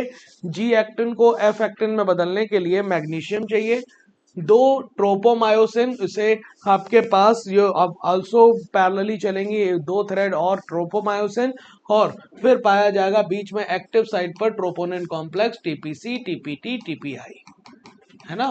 तो ये प्रोपोनेंट कॉम्प्लेक्स होगा, इसी तीनों से मिलकर बनेगा एक्टिन फिलामेंट। जब तक एक्टिव साइट में ये ट्रोपोनेंट कॉम्प्लेक्स रहेगा तब तक मसल कॉन्ट्रैक्शन नहीं होगा, रिलैक्स वाली कंडीशन होगी। स्टेटमेंट देखिए, लिखा हुआ है कि द सीएनएस इंक्लूड ब्रेन और स्पाइनल कॉर्ड, सही है। दूसरा लिखा autonomic nervous system classified into sympathetic and parasympathetic, ये भी बात सही है। ऑटोनॉमिक नर्वस सिस्टम सिंपैथेटिक और पैरासिम्पैथेटिक दोनों में बटा होता है, दोनों बातें सही हैं। आंसर आपके पास 4 हो जाएगा। चलिए अगला बताइए, फिर से स्टेटमेंट है the gap between 2 adjacent myelin sheath is called nodes of Ranvier. तो जहां पर माइलिन शीथ नहीं है वहां पर उस गैप को हम नोड्स ऑफ रेनवियर कहते हैं, सही है। A neuron, there are 3 types of axon, तो आपके पास 3 टाइप के एक्सॉन नहीं होंगे, इस माइलिन शीथ के तौर पर 2 टाइप्स के होंगे, बिकॉज माइलिनेटेड और नॉन माइलिनेटेड। एक होगा माइलिनेटेड और एक अनमाइलिनेटेड, समझ गए। तो ये दूसरी वाली बात गलत हो गई, एक सही दूसरा गलत, आंसर सेकंड बना है। 166 का क्या हो जाएगा बेटा, सेकंड। अगला बता दो 167 cerebral cortex is refers to as the gray matter due to its grayish appearance, बिल्कुल सही है। cerebral cortex peripheral part of the brain या फिर फोर ब्रेन या फिर सेरिब्रम, और वो सेरिब्रम का आउटर पार्ट ग्रेइश अपीयरेंस इस वजह से है बिकॉज वहां पर निसस ग्रैन्यूल है जो कि ग्रे कलर की बॉडी है, ठीक है। फिर रीजन में लिखा है because cerebral cortex contain only sensory area, reason गलत ही हो गया, गलत बात है। असर्शन सही है, असर्शन सही है और रीजन गलत है, ठीक है। 168 which is the correct sequence of organization of skeletal muscle, correct sequence बताना है ऑर्गेनाइजेशन ऑफ स्केलेटल मसल। तो आप बताइए, अंदर से बाहर की तरफ आएंगे तो सबसे पहले मायोफाइब्रिल, फिर मसल फाइबर, मसल फाइबर से मिलकर बनेगा मसल बंडल, मसल बंडल के पास बहुत सारे मसल बंडल मतलब फैसिकल्स, और फैसिकल के बाद फैसिकल्स जो होंगे वो मसल कहलाएंगे, और फैसिकल्स की कवरिंग को हम कहते हैं फेसिया। तो मायोफाइब्रिल ठीक है, मायोफाइब्रिल के बाद मसल फाइबर, मसल फाइबर पहले मसल बंडल, फिर बहुत सारे मसल बंडल फैसिकल्स और स्केलेटल मसल। मायोफाइब्रिल मिलकर फैसिकल नहीं, फिर मसल फाइबर नहीं, फिर आपके पास ये वाली जवाब नहीं होगी, अंदर से बाहर की तरफ फर्स्ट ऑप्शन सही है। चलिए अगला बताइए, Schwann cell are present on the, Schwann cell कहाँ प्रेजेंट होती है? तो स्वान सेल आपके पास माइलिन शीथ बनाती हैं, और माइलिन शीथ बनाने वाली ये स्वान सेल स्पाइनल और क्रेनियल नर्व में भी होंगी, ऑटोनॉमिक भी और सोमैटिक भी, पेरिफेरल नर्वस सिस्टम में पाई जाएंगी। आंसर क्या हो जाएगा? 169 का 4। और ये हमारे सेशन का आखिरी question 170, which one of the following is the incorrect match? Incorrect match के बारे में बता रहे हैं। तो total number of bone of 4 limb, एक 4 लिम्ब में 30 बोन्स, तो दोनों में 30 मतलब 60 हो गया, ठीक है। Total number of hind limbs में, एक हाइंड लिम्ब में 30, तो दोनों में 30 60, सही हो गया। कॉक्सल बोन, कॉक्सल बोन बनाती है आपके पास पार्ट पेल्विक गर्डल का, और pelvic girdle not comes under, pelvic girdle नहीं आता एक्सियल स्केलेटन में, वो तो आएगा अपेंडिकुलर में, क्योंकि अपेंडिकुलर स्केलेटन में गर्डल आते हैं और लिम्ब आते हैं। अपेंडिकुलर स्केलेटन का पार्ट है भाई साहब ये। और स्कैपुला, स्कैपुला पेक्टोरल गर्डल का पार्ट है, ये बात सही है। गलत जवाब आपके पास 170 का थर्ड हुआ है। 170 का आंसर क्या हो गया बेटा? थर्ड। तो इस तरह से आप लोगों ने मुझसे 136 से 170 तक क्वेश्चंस देख लिए। आगे के क्वेश्चन आप विक्रम सर से डिस्कस करेंगे 170 से 200। ठीक है, पढ़ते रहिए, ऐसे ही अपना ख्याल रखिए। Thank you so much. So now question number 171, which of the following bone are maximum in number? या मैक्सिमम नंबर बोन का पूछा गया, तो वर्टिब्रल कॉलम, वर्टिब्रल कॉलम में कितने होंगे? 26 वर्टिब्री, 7 सर्वाइकल होते हैं, 12 थोरैसिक हैं, फिर इसके बाद 5 लंबर, और सैक्रम में 1, और कॉक्सीजियल में भी 1। तो 12, 7, 19, 5, 24, 25, 26, ये हो गया। रिब्स, रिब्स होते हैं 12 पेयर्स, मतलब ये हो गए 24। और रिब्स में 7 पेयर्स जो होते हैं ये होते हैं ट्रू रिब्स, क्योंकि ये स्टर्नम से जुड़े। 3 पेयर्स होते हैं फॉल्स रिब्स, क्योंकि ये 7th वाले रिब के कार्टिलेज से जा कर के जुड़ते हैं, स्टर्नम से डायरेक्ट नहीं जुड़ेंगे। और 2 पेयर्स होते हैं फ्लोटिंग रिब्स, ये सिर्फ वर्टिब्री से जुड़े होते हैं, और ये आगे आकर के स्टर्नम से और ना ही किसी रिब के कार्टिलेज से जुड़ेंगे। तो ये होगा पेक्टोरल गर्डल। पेक्टोरल गर्डल में each half of pectoral girdle अगर पूछा गया तो each half of pectoral girdle, इसमें एक क्लेविकल है और एक स्कैपुला है। और अगर पेक्टोरल गर्डल एस पूरा पूछा जाए तो 2 क्लेविकल और प्लस 2 स्कैपुला हो गए, मतलब टोटल नंबर हो गया इनका 4। और पेल्विक गर्डल, पेल्विक गर्डल में भी 2 हाफ हैं, each half is made up of coxal bone, तो 2 कॉक्सल बोन से मिलकर के बना होगा। और कॉक्सल बोन बनती है फ्यूजन से इलियम, इस्चियम और प्यूबिस। तो यहाँ पे मैक्सिमम नंबर किस में हुआ? वर्टिब्रल कॉलम में 26 वर्टिब्री। तो 171 का first. Now question number 172, nodes of Ranvier found on. तो नोड्स ऑफ रैनवियर कहाँ पर हैं? Spinal nerve, cranial nerve, both 1 and 2, या नन ऑफ दीज। तो नोड ऑफ रैनवियर ये किस में? स्पाइनल नर्व में भी है, क्रेनियल नर्व में भी है, क्योंकि नोड ऑफ रैनवियर कहाँ पर? जहाँ पर माइलिन शीथ एब्सेंट होगी। ये अगर यहाँ पर एक्सॉन है तो इसके चारों तरफ श्वान सेल जो शीथ बनाती है उसे माइलिन शीथ, और 2 माइलिन श्वान सेल्स के बीच में गैप होगा जहाँ पर माइलिन शीथ एब्सेंट होती है, तो इनको बोला जाता है नोड्स ऑफ रैनवियर। और ये कहाँ पर? स्पाइनल नर्व्स भी माइलिनेटेड हैं, क्रेनियल नर्व्स भी माइलिनेटेड फाइबर्स के एग्जांपल्स में आते हैं, तो both 1 and 2, third. Now question number 173, which of the following statement about mechanism of muscle contraction are correct? Neurotransmitter is released when the neural signal reaches the motor end plate. motor end plate क्या? ये motor neuron जहाँ sarcolemma के साथ, sarcolemma क्या? Muscle fibre की जो membrane है, sarcolemma, तो reaches the motor end plate, ठीक है। यहाँ पर ये नर्व टर्मिनल है, ये सार्कोलेमा है। जब एक्शन पोटेंशियल पहुँचेगा तो यहाँ पर ये सिनेप्टिक वेसिकल्स फ्यूज़ हो जाते हैं, न्यूरोट्रांसमीटर्स रिलीज़ होंगे और न्यूरोट्रांसमीटर्स फिर यहाँ पर एक्शन पोटेंशियल जनरेट करते हैं। तो ये सही है। Muscle contraction is initiated by a signal send by CNS via motor neuron, और ये न्यूरॉन कैसा होगा? मोटर न्यूरॉन होगा। Increase calcium ion in sarcoplasm which binds to सब यूनिट ऑफ ट्रोपोनिन, और जब ये एक्शन पोटेंशियल यहाँ पर जनरेट होगा तो ये मसल फाइबर में स्प्रेड होगा और यहाँ पर ये सार्कोप्लाज्मिक रेटिकुलम, इससे कैल्शियम रिलीज होगा। ये इंक्रीज्ड कैल्शियम जो होगा ट्रोपोनिन, जो एक्टिन का कंपोनेंट है, ट्रोपोनिन उसका C कंपोनेंट से जाकर के जुड़ता है और ये रिस्पॉन्सिबल होता है अनमास्किंग के लिए। अनमास्किंग किसकी करता है? एक्टिव साइट्स जो है मायोसिन हेड पर एक्टिन के लिए, उनकी अनमास्किंग हो जाती है। तो ये स्टेटमेंट भी सही है, ये स्टेटमेंट भी सही है, all are correct. Next, which statement is incorrect for thick filament muscle fibre? Thick filament मतलब मायोसिन की बात हो रही है, और मायोसिन क्या है? ये पॉलीमर प्रोटीन है। मोनोमर यहाँ पर क्या होता है? मीरोमायोसिन, और मीरोमायोसिन बना होता है हैवी मीरोमायोसिन और लाइट मीरोमायोसिन का। लाइट मीरोमायोसिन में टेल है और हैवी मीरोमायोसिन में दो कंपोनेंट्स हैं, head plus short arm.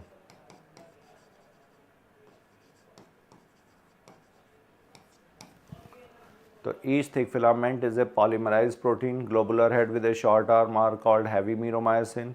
Each thick filament is formed by tropomyosin.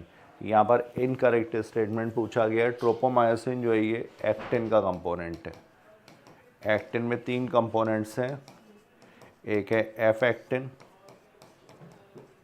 Filamentous actin, दूसरा है ट्रोपोमायोसिन, ये भी फिलामेंटस प्रोटीन है ट्रोपोमायोसिन, जो एफ एक्टिन के चारों तरफ लिपटी हुई होगी, और इसके बाद है ट्रोपोनिन, जो तीन कंपोनेंट से मिलकर के बनी है। तो tropomyosin is component of actin, ना कि मायोसिन। तो ये यहाँ पर गलत हो गया। Active sites for actin are located over meromyosin of globular head. तो एक्टिन के लिए जो एक्टिव साइट्स हैं वो ग्लोबुलर हेड पे सिचुएटेड हैं, ठीक है। ये भी। Next, sarcoplasmic reticulum is present in which structure?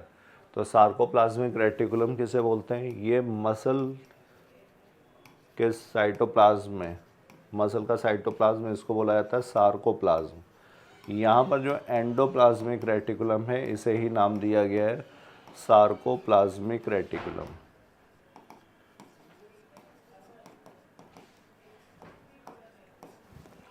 तो muscle fibres, neuroglia, all connective tissue, तो एक इसमें प्रेजेंट है, ये मसल फाइबर्स में। 175 is first. Now question number 176, parallelly arranged filaments in the sarcoplasm of skeletal muscle fibre are called as. Sarcoplasm में skeletal muscle का जो साइटोप्लाज्म है उसमें सार्कोप्लाज्म, और यहाँ पर जो पैरेलली अरेंज फिलामेंट्स हैं इन्हें बोलते हैं मायोफिलामेंट्स या मायोफाइब्रिल्स। तो आंसर होगा यहाँ पर third, both 1 and 2। Next, which is a correct statement? Skeletal muscles are closely associated with skeletal components, इसीलिए इन्हें स्केलेटल कंपोनेंट्स, स्केलेटल मसल्स बोला जाता है। मसल्स ऑफ इंटेस्टाइन, ये विसरल हॉलो ऑर्गन्स के मसल्स हैं। ये कैसे होते हैं? ये स्मूथ होंगे, इनवॉलेंट्री इन नेचर हैं, ठीक है। Muscle fibres plasma membrane called sarcolemma, muscle fibre की जो प्लाज्मा मेम्ब्रेन होगी प्लाज्मा लेमा, उसी को बोला जाता है सार्कोलेमा, ये भी ठीक है। Muscle bundle is called fascicle, ये भी ठीक है। फेसिकल जो होता है, कई सारे फेसिकल्स, ये common layer of connective tissue से सराउंडेड है, जिसे बोलते हैं फेशिया, इसे बोला जाता है फेशिया। तो यहाँ पर करेक्ट स्टेटमेंट पूछा गया, all of these are correct, A, B, C and D। Now question number 178, in muscle fiber storehouse of calcium, तो storehouse of calcium क्या होगा? एंडोप्लाज्मिक रेटिकुलम, या इस मसल में है तो इसे नाम दिया जा सकता है सार्कोप्लाज्मिक रेटिकुलम।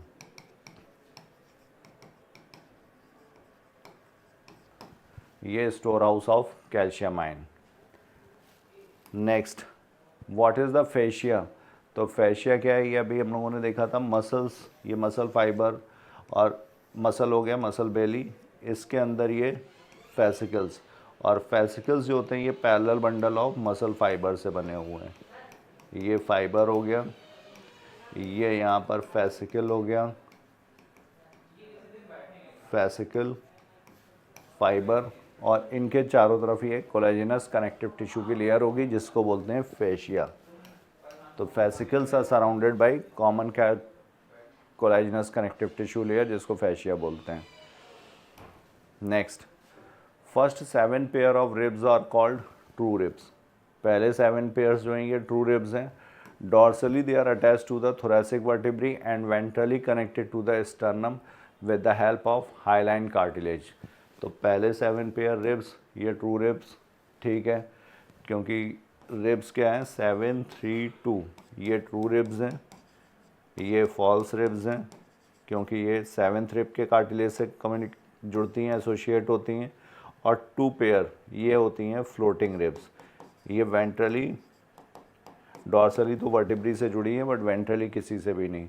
तो ये 7, 3 और 2 ये क्या है? पेयर्स हैं ये। तो ये ठीक है। और ये ट्रू रिब्स क्यों है? क्योंकि ये थोरेसिक वर्टिब्री से डॉर्सल साइड पे और वेंट्रल साइड पे डायरेक्टली स्टर्नम से कम्युनिकेट करती हैं with the help of hyaline cartilage. ये भी ठीक है। तो assertion and reason are true and reason is the correct explanation. Answer होगा यहाँ पर 4th। Now question number 181। Fibrous joint do not allow any movement. This type of joint is shown by the atlas and axis. तो ये तो ठीक है, ये movement नहीं होता है। और फाइब्रस जॉइंट जो होगा ये कहाँ पर? ये स्कल में, जो क्रेनियम बोन्स हैं इनके बीच में प्रेजेंट है, और इनको बोला जाएगा सुचर्स। तो ये ठीक है। This type of joint is shown by the Atlas and axis. Atlas and axis के बीच में ये साइनोवियल जॉइंट है। और ये कैसा होता है? ये मूवमेंट परमिट करेगा, कंसिडरेबल मूवमेंट शो करता है ये। और तो ये यहाँ पर फाइब्रस जॉइंट का एग्जांपल गलत दिया हुआ है। साइनोवियल जॉइंट पे अगर एक टाइप पूछा जाए तो ये पिवट जॉइंट का एग्जांपल है। एटलस यहाँ पर फर्स्ट वर्टिब्रा है और एक्सिस जो है वो सेकंड वर्टिब्रा। एटलस फर्स्ट और एक्सिस यहाँ पर सेकंड वर्टिब्रा। यहाँ पर fibrous joint do not allow any movement, ये ठीक है। और this type of joint is shown by atlas and axis, ये गलत। तो assertion is true but reason is false. 181 is second. Now we move to another question, question number 182। Which type of muscles हो striations? Striations धारियाँ। तो ये यहाँ पर जो स्केलेटल मसल है ये स्ट्राइशन शो करते हैं और ये अनब्रांच्ड होते हैं। जो कार्डियक मसल्स होंगे वो कैसे होंगे? वो भी सिलेंड्रिकल होते हैं बट ये ब्रांचिंग शो करेंगे और ये स्ट्राइशंस भी शो करते हैं। यहाँ पर स्ट्राइशंस भी होंगे और यहाँ पर बीच में होंगे इंटरकैलेटेड डिस्क और इसमें होंगे गैप जंक्शंस, और यहाँ पर ये डार्क और light bands alternate.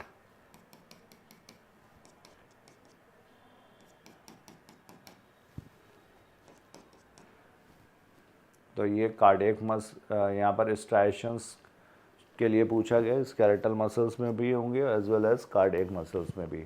Skeletal muscles जो होते हैं ये कैसे होंगे? ये वॉलंटरी होंगे। और ये कार्डियक मसल्स हैं, कार्डियक मसल्स कैसे होते हैं? ये इनवॉलंटरी होते हैं। तो फंक्शनली ये सिमिलर होता है कि इसके स्मूथ मसल के, और स्ट्रक्चरली अगर देखा जाए तो स्ट्रक्चरली सिमिलर है किसके? स्केलेटल मसल के। Structurally similar to skeletal.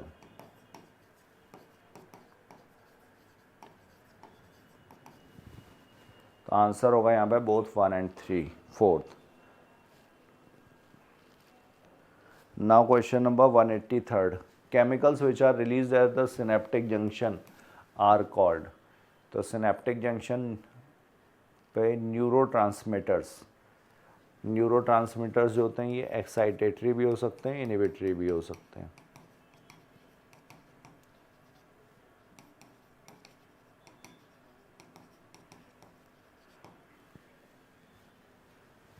और ये कहाँ पर होते हैं, ये सिनेप्टिक वेसिकल्स में। सिनेप्टिक नॉब हो गया, ये प्री सिनेप्टिक मेम्ब्रेन है,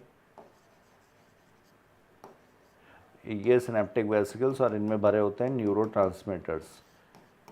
ये न्यूरोट्रांसमीटर जब यहाँ पर इम्पल्स पहुँचेगा ये इससे फ्यूज़ हो जाते हैं, न्यूरोट्रांसमीटर्स रिलीज़ हो जाएंगे, ये यहाँ पर रिसेप्टर से बाइंड करेगा।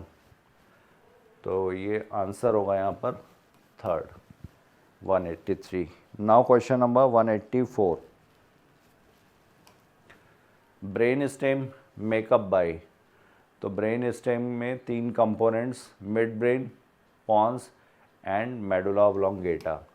और ये ब्रेन स्टेम क्यों, क्योंकि ये एक ही एक्सेस पर पड़ते हैं। यहाँ पर ये पूरा एक एक्सेस में, यहाँ पर ये सेरेब्रल हेमिस्फीयर्स होगा, ये मिड ब्रेन, तो मिड ब्रेन, पॉन्स और मेडुला, सेरिबेलम जो होता है ये साइड में होगा, तो इस वजह से इनको बोला जाता है brain stem. Next, when A neuron is in resting state that is not conducting any impulse the axonal membrane is. तो न्यूरॉन जब रेस्टिंग स्टेट में होगा, कोई इम्पल्स नहीं ट्रैवल कर रहा है, तो ये कैसा होगा, पोलराइज स्टेट होती है। रेस्टिंग मेम्ब्रेन पोटेंशियल यहाँ पर होगा -70 मिलीवोल्ट। तो comparatively more permeable to sodium ions and nearly impermeable, equally permeable to both sodium and potassium, impermeable, comparatively more permeable. तो यहाँ पर जो रेस्टिंग कंडीशन हो गई, ये रेस्टिंग कंडीशन में यहाँ पर अंदर पोटेशियम ज़्यादा है, बाहर ECF में सोडियम ज़्यादा, और यहाँ पर पोटेशियम लीकी चैनल्स का नंबर ज़्यादा होता है, जिसकी वजह से पोटेशियम जो होगा वो एफ्लक्स होगा, बाहर जाएगा, और इसी की वजह से यहाँ पर अंदर नेगेटिव हो जाएगा, बाहर की तरफ पॉजिटिव। तो यहाँ पर आंसर होगा comparatively more permeable to potassium ions and nearly impermeable to sodium ions। 185 is 4th। Now question number 186, which one of the following is the correct description of a certain part of normal human skeleton। तो normal human skeleton में अगर देखा जाए तो parietal bone and the temporal bone are joined with the help of dense fibrous connective tissue। ये cranium की bones हैं, cranium में total bones होती हैं 8, parietal, ethmoid,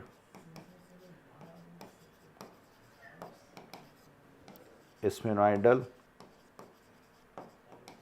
टेम्पोरल, ऑक्सीपिटल और फ्रंटल।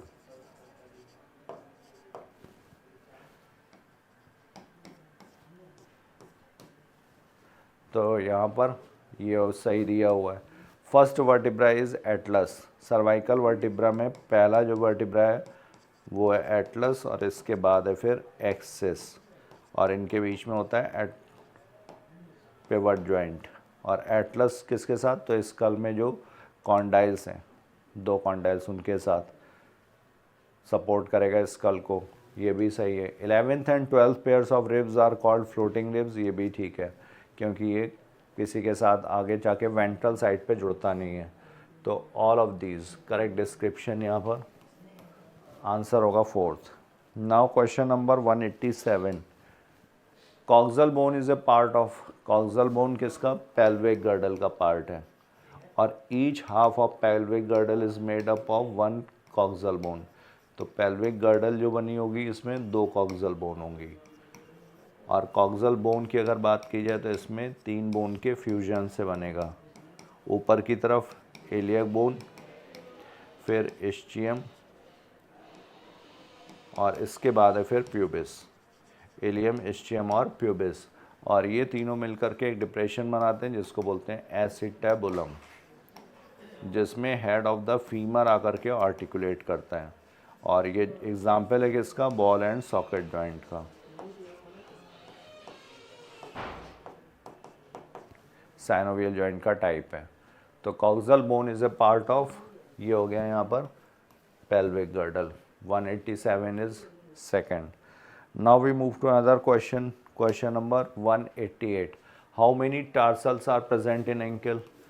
तो किसी भी लिम्ब में टोटल बोन्स कितनी है, 30। टोटल लिम्स हैं 4, तो 30 × 4 120 बोन्स हो गए लिम्स में। इसमें से अगर लोअर लिम्ब की बात की जाए तो फीमर जो थाई बोन है, लार्जेस्ट और स्ट्रॉन्गेस्ट बोन। इसके बाद है टिबिया एंड फिबुला, दोनों एक एक। और इसके बाद फिर एंकल, एंकल में प्रेजेंट हैं टार्सल्स, तो टार्सल्स का नंबर है 7। फिबुला 1, टिबिया 1, फीमर 1, और इसके बाद होंगे फिर मेटाटार्सल्स। मेटाटार्सल्स का नंबर होगा 5, और मेटाटार्सल्स के बाद फिर यहाँ पर फैलेंजेस, फैलेंजेस होंगी 14, और एक बोन यहाँ पर होगी पटेला, जिसको बोलते हैं नी कैप, और ये कैसी है, लार्जेस्ट सेस्मॉइड बोन।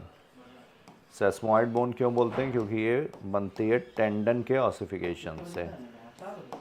तो टोटल बोन्स हो जाएंगी 1 2 3 7 10 15 4 19 29 और 1 30। तो यहाँ पर आंसर होगा टार्सल्स आर प्रेजेंट, ये हो गया 7। Now we move to another question.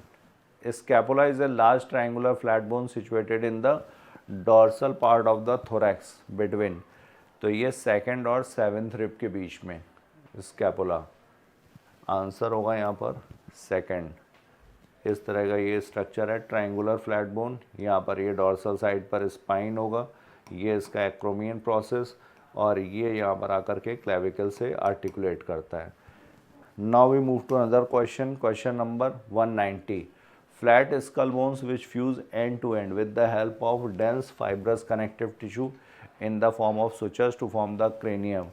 It is which type of joint? तो ये joint है fibrous. This will not allow movement. Movement is not allowed. और cartilage, saddle joint, gliding joint, ये किसके part types हैं, ये है साइनोवियल जॉइंट, ये भी साइनोवियल। कार्टिलेजिनस जॉइंट होते हैं 2 वर्टिब्री के बीच में, इंटरवर्टिब्रल, और ये लिमिटेड मूवमेंट अलाउ करेगा। साइनोवियल जॉइंट्स जो होते हैं ये कंसिडरेबल मूवमेंट। तो 190 का आंसर हो गया 3rd। Now question number 191, which is age related disorder commonly cause by decrease level of oestrogen? तो एज रिलेटेड डिसऑर्डर ये ऑस्टियोपोरोसिस, यहाँ पर हो जाता है decrease bone mass, bone mass जो होगा वो डिक्रीज हो जाएगा। और ईस्ट्रोजन किसके लिए है, ये फीमेल्स में, पोस्ट मीनोपॉजल फीमेल्स, मीनोपॉज के बाद, क्योंकि ईस्ट्रोजन की कमी हो जाती है। मायस्थीनिया ग्रेविस ये ऑटो इम्यून डिसऑर्डर है, ऑटो इम्यून। और मस्कुलर डिस्ट्रॉफी ये जेनेटिक है। और टिटैनी ये हार्मोनल हो सकती है या फिर इन्फेक्टिव। इन्फेक्टिव का कॉज होगा यहाँ पर क्लॉस्ट्रीडियम टिटैनी।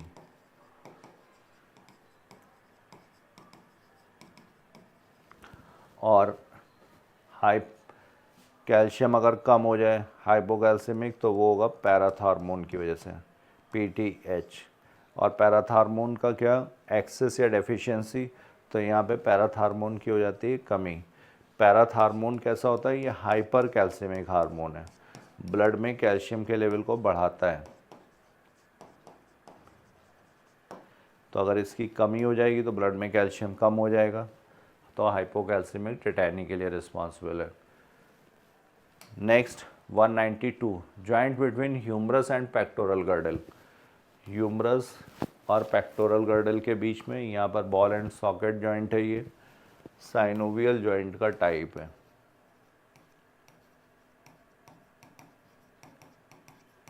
हिंज जॉइंट ये होगा इंटरफैलेंजेस, एल्बो जॉइंट, नी जॉइंट, ये सब हिंज जॉइंट, ये भी साइनोवियल जॉइंट के ही टाइप्स हैं। तो एल्बो जॉइंट, इसके अलावा नी जॉइंट, इंटरफैलेंजियल जॉइंट, ये सारे इसके एग्जांपल्स होंगे। पिवट जॉइंट ये रोटेशन के लिए, ये यहाँ पर एटलस और एक्सिस के बीच में है। और इसके अलावा रेडियो अल्नर जॉइंट, रेडियस और अल्ना के बीच में, प्रॉक्सिमल और डिस्टल दोनों। फिर ग्लाइडिंग जॉइंट किसमें, carpals. Next, which of the following statement is correct for nodes of Ranvier of a nerve. तो both neurilemma and myelin sheath are discontinuous, neurilemma is discontinuous, myelin sheath is discontinuous. तो अगर ये axon है यहाँ पर, तो यहाँ पर माइलिन शीथ ये बनती है श्वान सेल से, और जहाँ पर दो श्वान सेल्स मिलेंगी वहाँ पर ये माइलिन शीथ एब्सेंट होती है। इसी को बोलते हैं नोड्स ऑफ रेनवियर। ये वाली लेयर हो गई एक्सोलेमा, और ये जो आउटर मोस्ट लेयर होती है न्यूरिलेमा, ये प्रोटेक्टिव लेयर है, ये कंटिन्यूस होती है।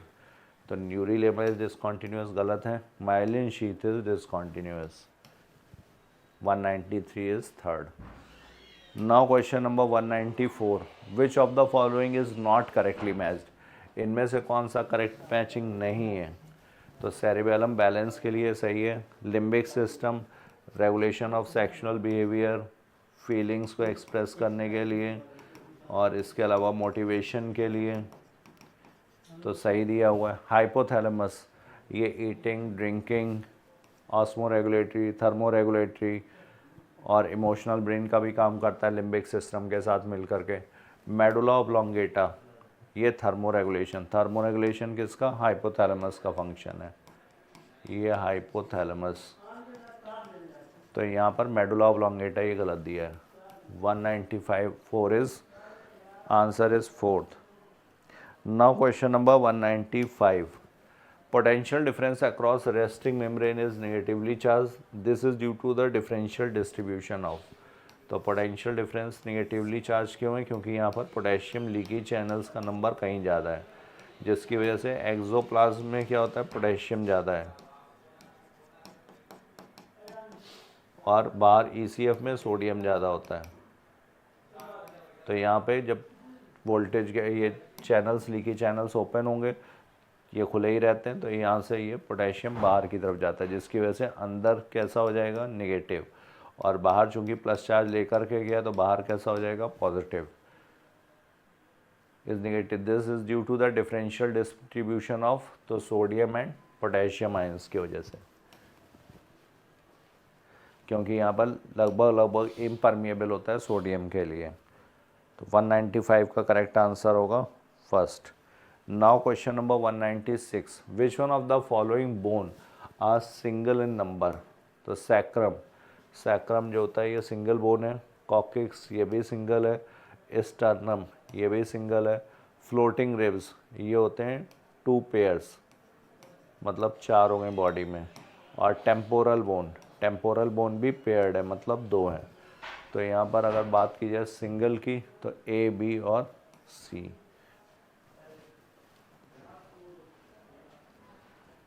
Now question number 197, how many matchings are correct with reference to each 4 limb bones. तो ये 4 लिम्स, ये ह्यूमरस यहाँ पर 1, रेडियस ये जो थंब के साइड है ये रेडियस भी 1, अल्ना भी 1, कार्पल्स यहाँ पर होते हैं 8, मेटाकार्पल्स होते हैं 5, और फैलेंजेस में है यहाँ पर 14। तो टोटल हो जाएगा 14, 5, 19, 8, 27, 1, 28, 29 और 30, और ईच लिम्ब बोन्स कितने हैं 30। तो यहाँ पर 4 limb bones A B C और ई करेक्ट है, मतलब 4 यहाँ पे सही दी हुई है मैचिंग। तो 197 का हो गया third. Now we move to another 198। Which statement is correct? Reference to human skeletal system. Skeletal system consist of only framework of bones, तो बोन्स और कार्टिलेज हैं इसमें। Skeletal system consist of bones mostly cartilage, skeletal system consist of bones and few cartilages.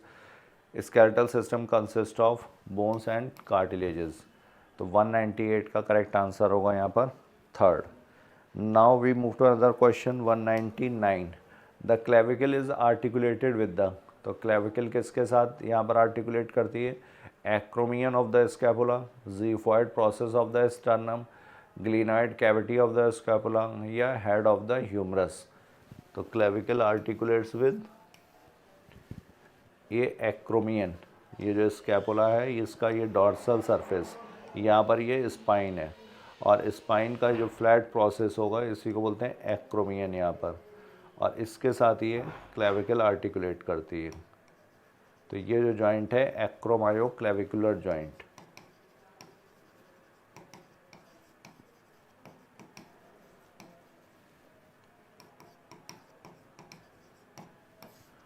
तो ये क्या हो गया? Acromion of the scapula articulates with the second. Now we move to another question, question number 200। Red muscle fibre contain, red muscle fibre में क्या present है? तो myoglobin content. Red muscle का कलर रेड किस वजह से? पिगमेंट होगा यहाँ पर ऑक्सीजन स्टोरिंग, इसको बोलेंगे मायोग्लोबिन। और मायोग्लोबिन ऑक्सीजन क्योंकि स्टोर कर रहा है तो ये पार्टिसिपेट करता है एरोबिक रेस्पिरेशन में। एरोबिक रेस्पिरेशन के लिए माइटोकॉन्ड्रिया का नंबर यहाँ पर क्या होगा? ज़्यादा होगा। तो myoglobin content is high, muscle content plenty of mitochondria, large amount of oxygen is stored. तो ये सारे यहाँ पे सही हैं। और ये कैसा होता है? ये स्लो एक्टिंग, स्लो ट्विचिंग। और इसके अलावा ये यहाँ पर सस्टेंड, जहाँ पर कॉन्ट्रैक्शन चाहिए होता है लॉन्गर ड्यूरेशन के लिए, for example extensor muscles of the back या मसल्स ऑफ द बैक।